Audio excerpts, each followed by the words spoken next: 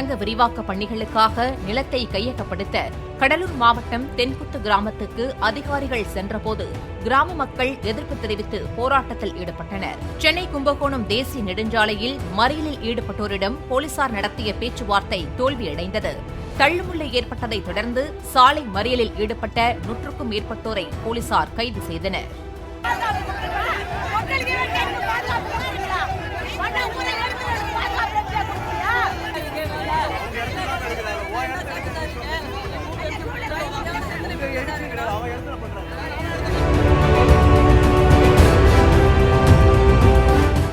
Play store மற்றும் app ஸ்டோரில் இருந்து பாலிமர் செயலியை QR கோடு மூலம் பதிவிறக்கம் செய்யுங்கள். செய்திகளை உடனுக்குடன் பெறுங்கள்.